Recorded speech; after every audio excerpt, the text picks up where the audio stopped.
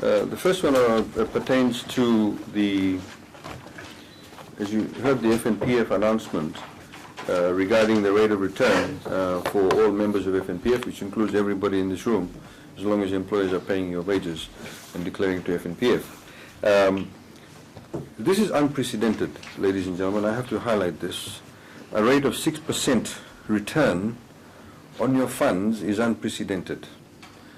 If you go to countries like Australia, the rate of return would be at the most about 2%. If you go to a good bank in Australia, you'll probably get maximum about 4%, if that, but you would have large amounts of money.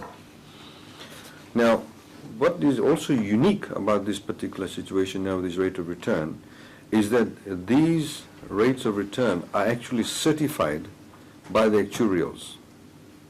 It also is certified that there is enough solvency.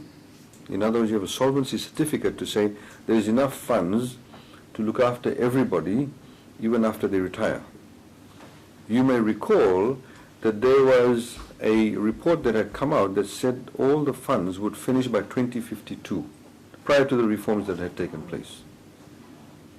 And prior to that also, when we had the previous FNPF boards making declarations of returns, they weren't actually certified.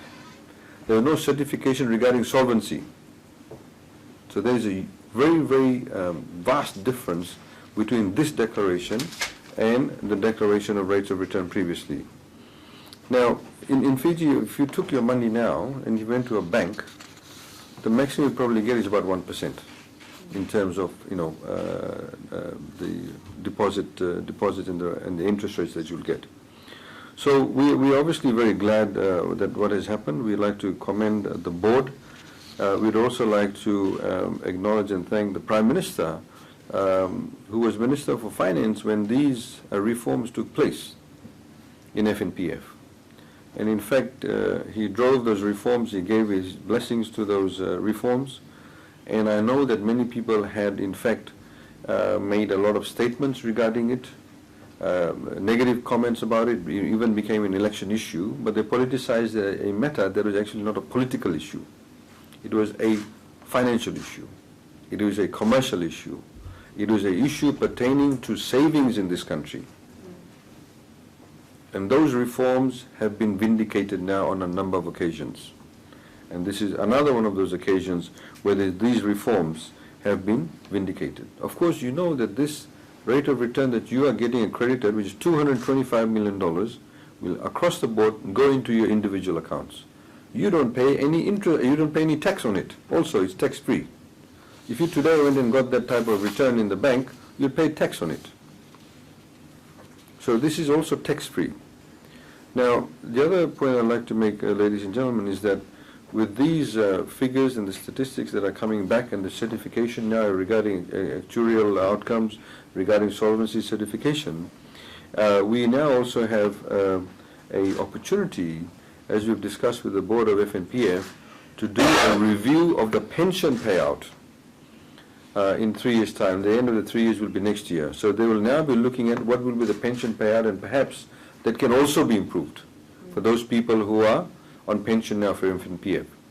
So the proof is actually in the eating of the pudding, ladies and gentlemen, and that is that these reforms were carried out to address years, if not decades, of problems that existed within the FNPF system. And that was the lack of certification, that was the lack of financial control in regarding investment, and understanding of commerce. And we are glad that we now have a chairman and his board who actually understand that. We now have a set of laws that actually gives a lot better protection to your funds. Most of you are probably below the age of 35. So you need to ensure that your funds, when you reach 55, that you will actually have enough funds there for you, and that the amount of money that's been put into accounts actually does increase.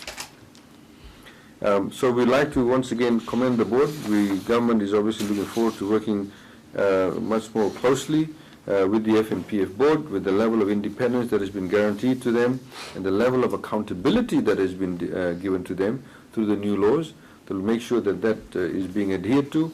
And we look forward to working together with them. I'd like to congratulate them once again for these opportunities. We have also, as you know, allowed, because of the fact that our foreign reserves are at a very healthy level, that FNPF is also now investing funds offshore.